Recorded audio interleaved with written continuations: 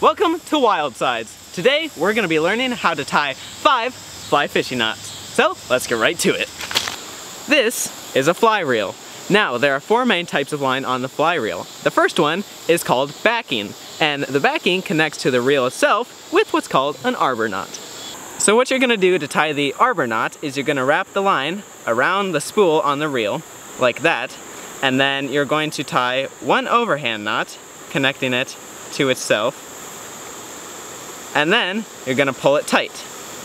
And to prevent it from slipping, what you're going to do is then tie another overhand knot with the remaining piece of line, and because it's tight on the reel, it's going to be slip proof just like that. And you have now connected the line to the reel. Now our next line, which is the thick one over here, is called fly line.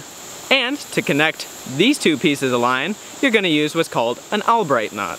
This line right here is going to be the backing, and this line is the fly line. So to tie the Albright knot, you're going to take the backing and you're going to make a little loop like this and just hold on to it. And then what you're going to do is you're going to take the fly line and you're going to go in from the front, then you're going to go around and you're going to loop it over the front, and then you're going to take all of this excess line over here and you're going to continue wrapping it forward around 10 times or so.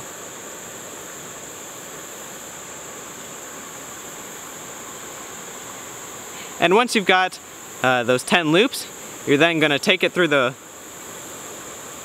back side and you're going to pull it tight, and there you have the Albright knot.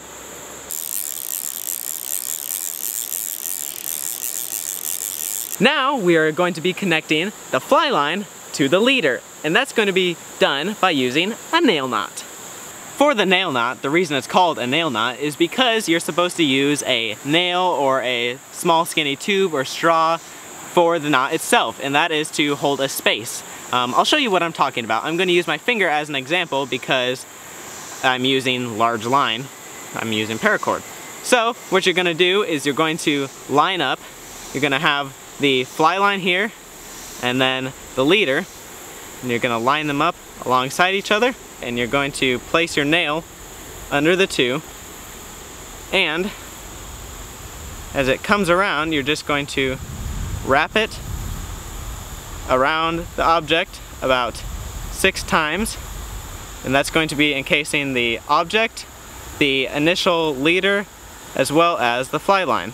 And then once you're done with that, you just remove the object and you've left kind of like a tunnel like that of line, and you'll just slide it right through that little opening, pull it tight, and because the fly line is squishy and the leader is going to be like thin monofilament or whatever material you're using, it will pretty much just hold right onto it. It's squeezing in tight, but the nail knot is used for connecting the smaller line to the larger line.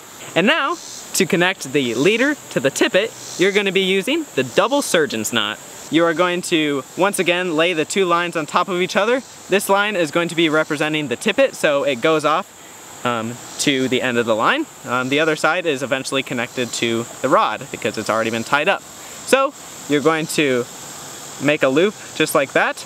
You're going to take the end of the leader and the end of the tippet, put it through the hole once, and because it's a double surgeon's knot, you're going to put it through once again, and when you pull it tight, it is slip proof. And now, to connect the tippet to the fly, we're going to be using the improved clinch knot.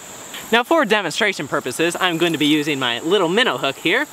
Obviously you won't be fishing with this large of a hook, but this is going to represent the eye of the hook on the fly.